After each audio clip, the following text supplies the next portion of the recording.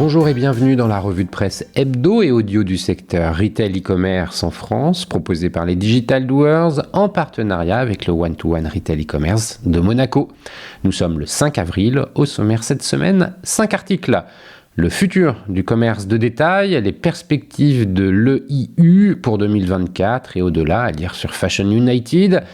Comment les marques peuvent-elles conquérir le marché chinois, à lire sur e-commerce mag. Avec l'IA générative, Rakuten a quadruplé la performance de son chatbot de SAV, à lire sur le JDN. Malgré l'inflation, Decathlon maintient ses ventes dans le monde en 2023, à lire sur Fashion United. Et enfin, Shein a dépassé les 2 milliards de dollars de bénéfices en 2023, à lire sur BFM TV. Je vous le rappelle, sur le site lesdigitaldoers.com, vous avez accès à une revue de presse éditée sur LinkedIn et qui rassemble les articles publiés dans la semaine sur les sites de news de notre écosystème. Vous pouvez vous y abonner pour recevoir chaque vendredi un digest de l'actualité dans votre boîte email. De cette revue de presse, je vous lis sans interprétation une sélection de quelques articles qui m'ont semblé pertinents à partager. Et cette semaine, je vous invite en plus à découvrir Marion Hatt, General Manager France d'Uber Direct, dans l'épisode 188, avec qui nous abordons les enjeux du Ship from Store et de la qualité de service de livraison attendue des consommateurs. D'ici là, je vous souhaite une bonne écoute, évidemment, toujours sans coupure. Le futur du commerce de détail et les perspectives de l'EIU pour 2024 et au-delà, à lire sur Fashion United en date du 2 avril. De l'effervescence dans les allées des magasins, désormais remplis d'expériences d'achat, à l'évolution rapide du commerce en ligne, avec toujours plus de pure players et de discounters qui font leur entrée dans le jeu, quelles sont les dernières tendances qui façonnent les biens de consommation et le commerce de détail. Les taux d'inflation fluctuants continueront-ils d'influencer les habitudes des consommateurs? Comment la stratégie du commerce de détail réagira-t-elle à ces ajustements?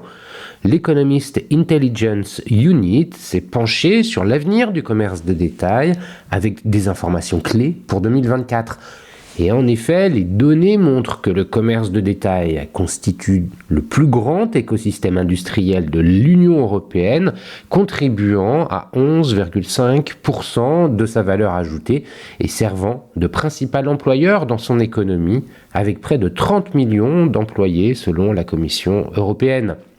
Un écosystème qui se compose de 5,5 millions d'entreprises, dont 99% sont des PME, générant une valeur ajoutée brute de plus de 1,4 milliard d'euros. En bref, l'écosystème du commerce de détail dépasse tous les autres écosystèmes industriels en termes de valeur. Sa santé et sa richesse sont donc d'une importance primordiale pour le bon fonctionnement de l'économie. En parlant de son état, quelle est la situation?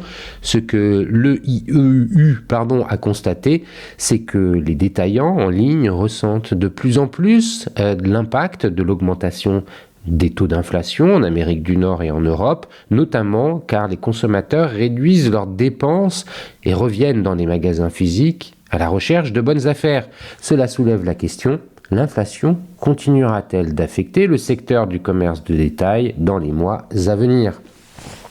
La raison pour laquelle cette question se pose pour de nombreuses entreprises et que l'année dernière a été une année très confuse pour de nombreuses marques, et ce dans de nombreux secteurs, je vais vous dire pourquoi. Parce que partout nous voyons dans les journaux que les taux d'intérêt augmentent, l'inflation augmente, tout va être plus cher. Et alors que de nombreux détaillants prévoient une baisse des ventes, les ventes dans de nombreux secteurs, en particulier dans l'habillement et la mode, sont restées modérément stables. Voilà qui est un peu déroutant. En effet, tout devient plus cher, les gens sont moins bien payés, les loyers et le coût de la vie augmentent. Pourtant, les ventes restent assez stables. La raison en est ce que nous appelons l'épargne Covid. De nombreux consommateurs forts de l'épargne considérable accumulée pendant la pandémie ont fait preuve d'une remarquable résistance dans leurs habitudes de consommation. Les dépenses des consommateurs n'ont pas baissé parce qu'ils avaient tout cet argent épargné pendant la pandémie. Cela signifie que s'ils voulaient acheter une robe Burberry, ils achetaient. Le problème, c'est que le marché n'a pas encore corrigé le tir.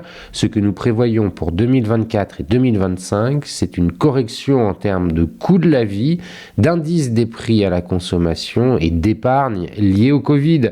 Tous ces éléments commencent à se réduire, ce qui signifie que le marché va probablement corriger le tir. En conséquence, on assistera à un léger ralentissement des dépenses de consommation.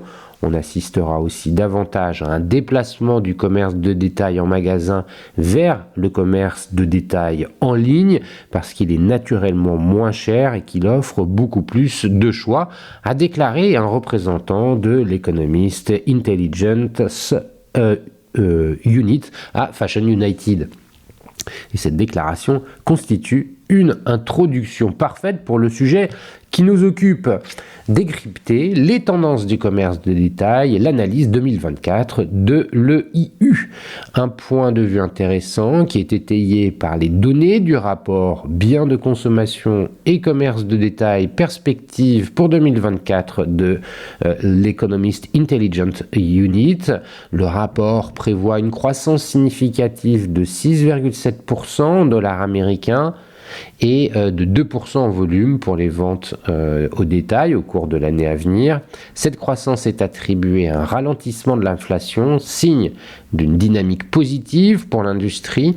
Toutefois, ce ralentissement bienvenu de l'inflation s'accompagnera d'une tendance préoccupante, l'épuisement de l'épargne des ménages, ce qui les rendra très sensibles au prix et posera de nouveaux défis aux détaillants et aux fabricants de biens de consommation. À l'échelle mondiale, la croissance réelle des volumes de vente au détail devrait atteindre 2% en 2024. Malgré le rôle constant de la vente au détail en ligne comme moteur de croissance depuis le début de la pandémie, des défis persistent.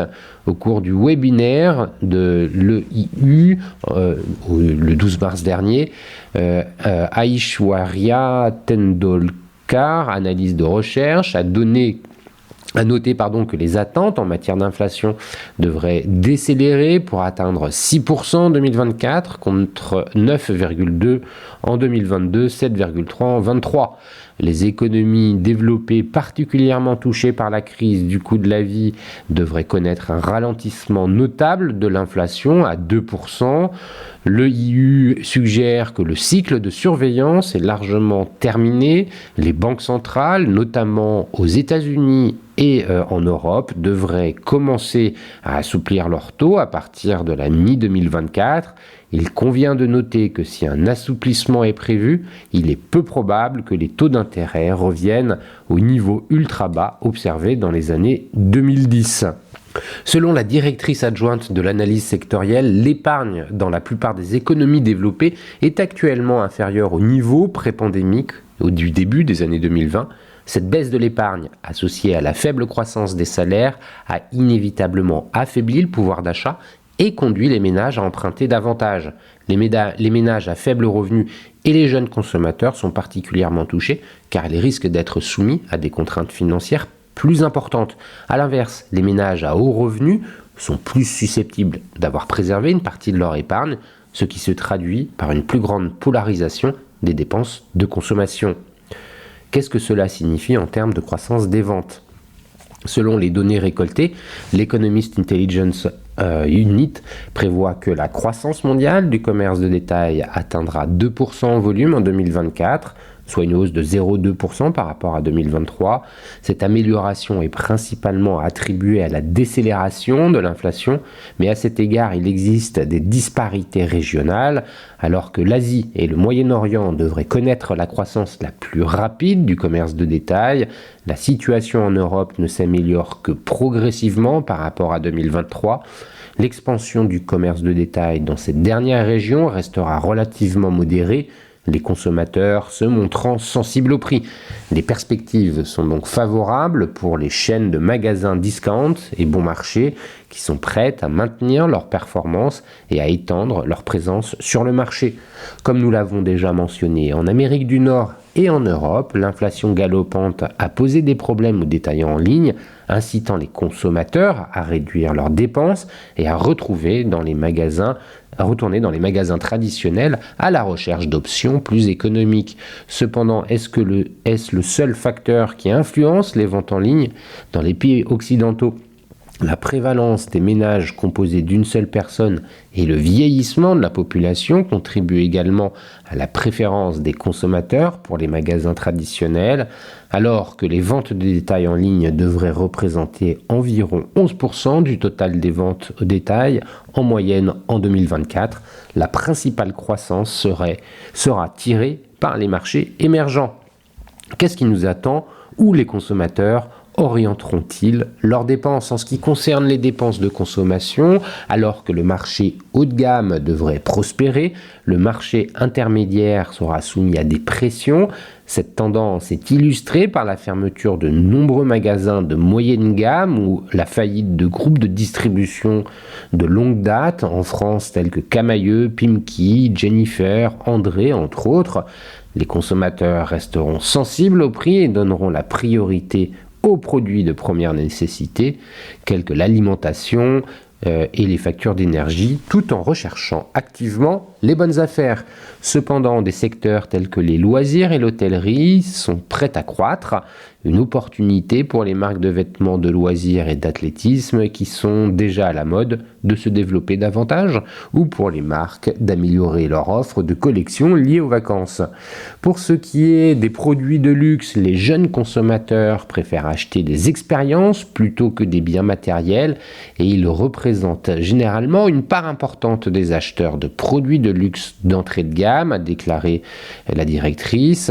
Cette affirmation est étayée par un article du Financial Times datant de mars 2024 qui souligne l'attention accrue portée par Prada à sa stratégie de vente au détail.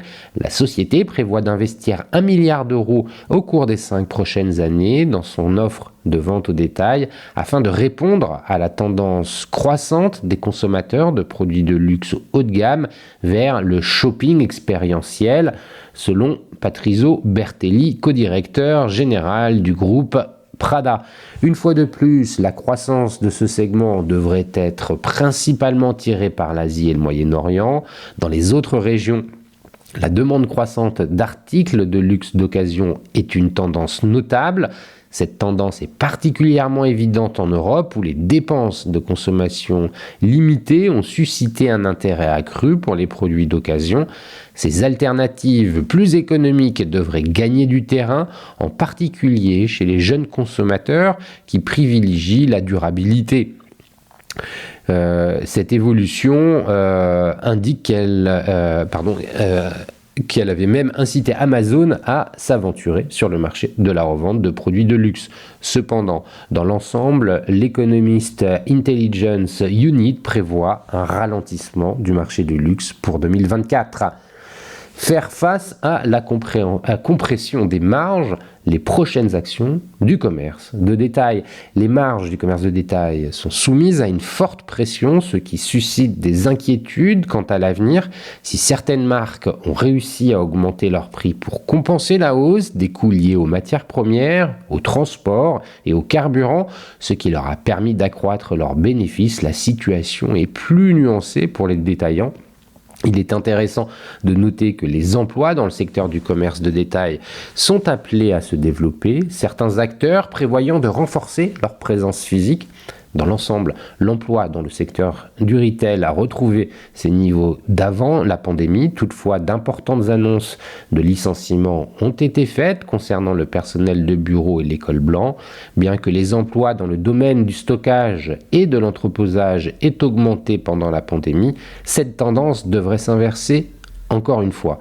Ces emplois sont en effet en baisse depuis 2021 et 2022, en grande partie parce que les entreprises investissent dans l'automatisation des entrepôts pour réduire les coûts de main-d'œuvre et rationaliser les processus de gestion de la supply chain et des stocks, comme l'a souligné la directrice de l'analyse sectorielle de l'économiste.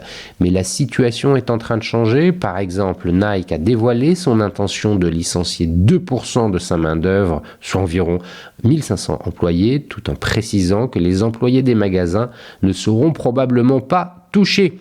Pourquoi ? Parce que les investissements dans l'automatisation des magasins en Europe et en Amérique se sont heurtés à des difficultés de nombreux clients de ces régions préférant des interactions humaines avec les caissiers et les caisses.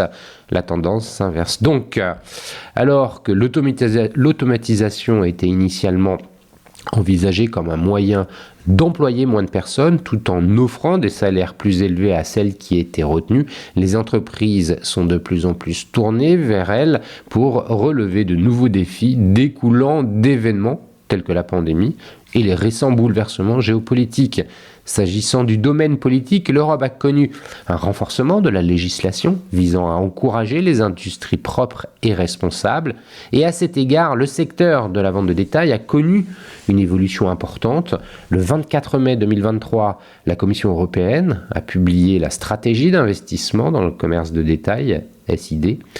Selon les informations fournies sur le site web de la Commission européenne, la SID introduit une série de propositions de mesures juridiques et réglementaires destinées à promouvoir la participation des investisseurs de détail et à renforcer la confiance des consommateurs. La proposition met l'accent sur la numérisation, l'efficacité, la durabilité, la compétitivité et le transfert modal vise à fournir un cadre pour le déploiement de la SID, à garantir la disponibilité des données et à harmoniser les spécifications techniques. En conséquence, 3 dilemmes principaux semblent se profiler pour le secteur européen de la vente au détail de textiles et d'habillement dans les années à venir: la conformité, l'approvisionnement et la gestion des produits.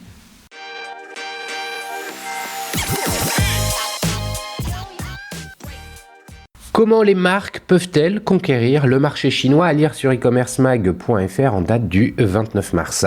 Alors que le commerce cross-border est en plein essor, les marques tentent de plus en plus de pénétrer le marché chinois, numéro 1 en termes de revenus e-commerce dans le monde. Cependant, il présente des subtilités qui révèlent d'une façon de consommer très différente, principalement axée sur les réseaux sociaux. Le marché de la vente en ligne en Chine a généré 3064 milliards de dollars en 2023, tandis que les États-Unis, deuxième pays du classement, ont enregistré 1163 milliards de dollars. Ce résultat pousse les marques internationales à regarder de près ce marché où les retailers français sont faiblement présents. Pour atteindre les consommateurs chinois, le canal du commerce physique est déconseillé aux marques moins matures que les géants du retail. L'Oréal connaît ainsi un succès grandissant en Asie. La raison est simple, chaque produit vendu en magasin sur le territoire doit être enregistré et approuvé, un processus pouvant prendre jusqu'à 1 an. De plus, pour les marques vendant des compléments alimentaires très populaires en Chine ou des produits de soins, certains ingrédients peuvent ne pas être agréés par les autorités sanitaires du pays. La data sésame des marketplaces chinoises. Comme le marché est difficile à sonder et encore plus à pénétrer, l'agence Rougelink propose aux marques françaises un service de conseil pour accompagner leur développement cross-border. Pour cela, elle achète de la donnée auprès des différentes plateformes comme Alibaba ou encore Tmall. Ces marketplaces sont très rentables pour les e-commerçants internationaux. En effet, là où les commissions d'Amazon peuvent atteindre 15%, Alibaba et Tmall ne chargent qu'autour de 5% par vente. La puissance du social shopping. Mais pour vraiment pénétrer le marché chinois, ce sont les réseaux sociaux que les marques doivent conquérir. En effet, le social shopping a une place très importante dans le pays, principalement avec les live streams qui peuvent générer des millions de dollars de ventes par session. Il faut noter que la Chine possède ses propres réseaux sociaux avec des codes différents. Red est sa version d'Instagram et compte 300 millions d'utilisateurs actifs chaque mois. Parmi eux, 70% sont des femmes et à peu près le même volume d'utilisateurs est constitué de membres de la génération Z. Sur cette application, 60% des utilisateurs cherchent des infos concernant les produits, voire les produits directement pour les acheter. De plus, 90% des UGC, User Generated Content, concerne des avis et recommandations produits. Tout comme Douyin, la version chinoise de TikTok, Red générait autrefois du trafic pour les marketplaces car son contenu est très axé sur la consommation. C'est pourquoi les deux applications ont lancé en 2020 leur propre plateforme e-commerce accessible directement depuis une vidéo ou un live. Le réflexe réseaux sociaux. La création de ces plateformes semble même créer une tendance inverse. Lorsque les consommateurs regardent un live sur une plateforme e-commerce, ils prennent de plus en plus le réflexe de passer par Red pour vérifier les avis sur le produit et l'acheter directement via l'application. Ainsi, la marketplace du Instagram chinois a connu une multiplication par 4,8 de son GMV et par 3,8 de ses commandes. Face à ces résultats plus qu'encourageants, nombre de marques internationales se prennent au jeu. C'est par exemple le cas de Christie's qui a multiplié son audience par 4 en faisant une vente aux enchères en live sur Red.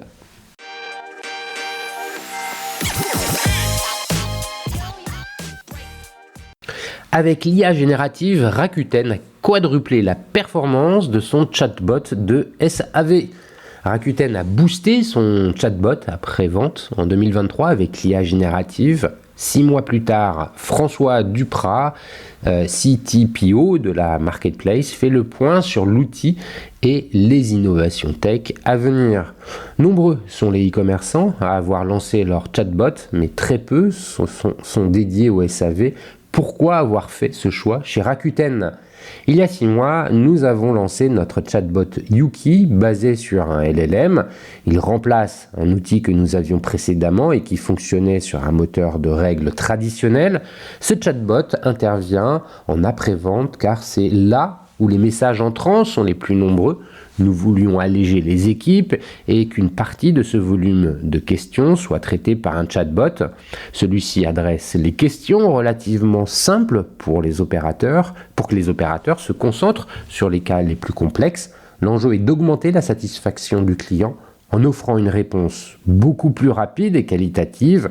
L'ancien outil devait être entraîné manuellement sur tous les cas possibles. Aujourd'hui, il nous suffit de lui donner accès à une base de connaissances des pages aide en ligne. Quel défi représente un chatbot après-vente ? En après-vente, les questions concernent majoritairement la commande du client. Pour y répondre, cela implique que le bot soit relié à notre système interne. Nous travaillons avec un compte Enterprise GPT-4 et l'API d'OpenAI comprend une brique assistant qui est très intéressante. Nous pouvons entraîner le LLM sur une base de connaissances et ajouter ce qu'il appelle les fonctions. Elles permettent au chatbot de répondre à des questions, mais aussi d'exécuter des actions complexes. S'il faut exécuter une action, une annulation de commande par exemple, le chatbot doit appeler une fonction dans notre système interne pour que cette action puisse être exécutée sans l'intervention d'un opérateur. Le chatbot peut également récupérer de la donnée comme des informations de tracking pour le restituer à l'utilisateur. Et c'est là que c'est le plus intéressant d'un point de vue technologique. Nous sommes encore au début, nous ajoutons petit à petit des fonctions selon les use cases les plus fréquents. Dans les cas cités, il s'agit de données clients. Comment en assurez-vous la sécurisation ? Nos systèmes sont sécurisés avec des pare-feux systématiques. Nous n'entraînons pas le LLM sur nos données clients. Quel est le bilan de ce chatbot après 6 mois ? Avec Yuki, 80% des questions sont adressées sans intervention humaine. Avec notre ancien outil, cette part environnait les 20%. Avec l'IA générative, nous avons quadruplé la performance de notre chatbot. D'une part, avec la technologie de la compréhension des questions du client, qui est meilleure, et d'autre part, les réponses sont plus qualitatives grâce à une base de connaissances d'entraînement, nos pages d'aide en ligne très riches. D'autres projets à base d'IA générative sont-ils en cours chez Rakuten ? Depuis 1 an et demi, notre logique a changé. Alors que nous achetions des solutions, aujourd'hui nous internalisons parce qu'il y a beaucoup plus d'open source. Il est possible de prendre des modèles sur Hugging Face pour les intégrer à notre produit. Le chatbot était le premier produit consommateur en ligne. Après, nous avons beaucoup de choses en cours. Sur la partie acheteur, par exemple, le moteur de recherche est le principal sujet d'intérêt. Nous pensons faire un bond en avant en intégrant des solutions pour mieux gérer les associations sémantiques. Nous travaillons également sur les images. Les photos de produits sont souvent prises dans un environnement chargé. Nous intégrerons à partir d'avril des outils de détourage automatique. Côté vendeur, nous nous penchons sur la détection de la contrefaçon. Nous nous sommes rendus compte que nous étions assis sur une mine d'or jamais exploitée. Dans le passé, les images de contrefaçon étaient qualifiées manuellement. Aujourd'hui, nous testons des moteurs de similarité d'images à entraîner sur ces bases de données.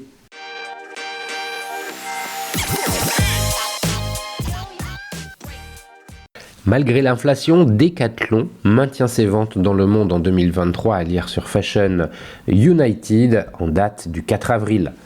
Decathlon a maintenu ses ventes à 15,6 milliards d'euros en 2023, plus 1,15%, malgré une inflation toujours élevée, comme son bénéfice net à 931 millions d'euros, plus 0,9%, selon un communiqué du groupe français spécialisé dans la distribution d'articles de sport diffusé jeudi. L'entreprise explique que ses revenus ont augmenté de 4,4% à taux de change constant, mais que les effets de change ainsi que l'impact de la cessation des activités commerciales en Russie aboutissent à une hausse des revenus limitée à 1,15%. Decathlon doit détailler ses résultats pour la France plus tard jeudi. Le groupe créé en 1976 dans le Nord a en outre maintenu la part de ses ventes réalisées en ligne au-dessus des 17% comme en 2022, alors qu'elle ne pesait que 8% en 2019. L'inflation élevée en 2023, notamment des prix des denrées alimentaires, a pesé sur les résultats de nombreuses enseignes vendant des biens dits discrétionnaires, c'est-à-dire jugés moins prioritaires ou indispensables par de nombreux consommateurs. Decathlon, chiffre d'affaires de 15,6 milliards d'euros en 2023. Dit autrement, une fois les sommes déboursées pour se nourrir, les consommateurs avaient moins de revenus disponibles pour acheter des articles de sport. En 2023, les entreprises dans le monde entier ont opéré dans des circonstances inédites. Chez Decathlon, nous avons fait le choix de nous servir de ce moment pour agir et pour nous transformer, a exposé Barbara Martin Coppola, directrice générale de Decathlon, dans un communiqué. Le groupe, qui emploie 101 000 salariés et compte 1750 magasins dans plus de 70 pays, a annoncé mi-mars une réduction significative de son portefeuille de marques, un changement de logo avec la volonté de se positionner non plus seulement comme une chaîne de magasins, mais comme une marque de sport. Decathlon, qui précise avoir vendu 1,19 milliard de produits dans le monde en 2023, promet en outre de réduire ses émissions de carbone directes et indirectes de 20% à horizon 2026, de 42% à horizon 2023 par rapport à 2021 et zéro émission nette d'ici 2050, notamment via le développement du réemploi des produits. Barbara Martin Coppola s'est dite particulièrement fière de la réduction significative des émissions de CO2 tout en maintenant la croissance des revenus du groupe qu'elle dirige depuis début 2022.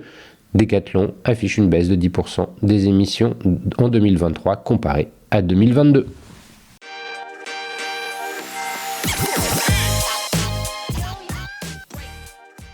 Shein a dépassé les 2 milliards de dollars de bénéfices en 2023, à lire sur BFM TV en date du 3 avril. Le géant asiatique de la fast fashion a enregistré plus de 2 milliards de dollars de bénéfices en 2023, selon le Financial Times. Shein continue son ascension.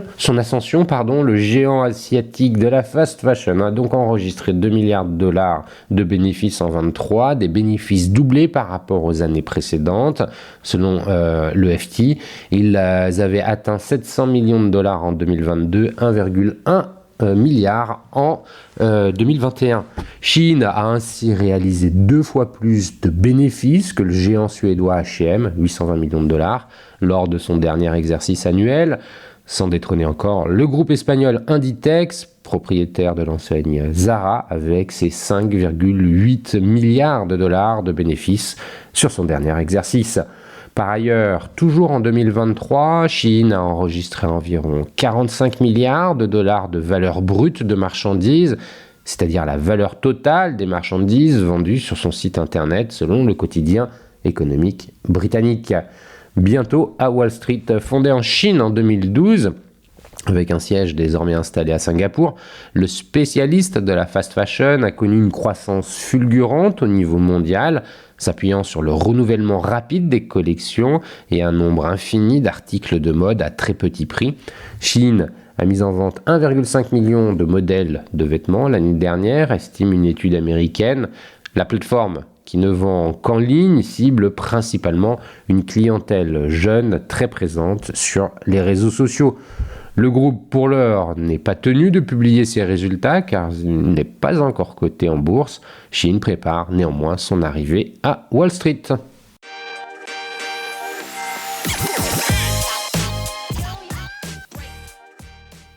Et voilà, c'est fini pour cette semaine. Merci de m'avoir écouté. N'oubliez pas de vous abonner à la revue de presse sur le site lesdigitaldoers.com. Si vous aimez l'exercice de cette revue de presse Retail e-commerce dans sa vision audio, n'hésitez pas à me le faire savoir en m'envoyant des messages sur LinkedIn et mieux encore en la faisant connaître autour de vous. Enfin, un dernier message d'auto-promo avec les Digital Doers. Je produis des chaînes de podcasts thématiques pour les prestataires de services de notre écosystème. Donc, si vous souhaitez animer la prise de parole de votre marché, c'est l'occasion d'inviter des clients et des prospects à venir converser avec vous autour de votre proposition de valeur.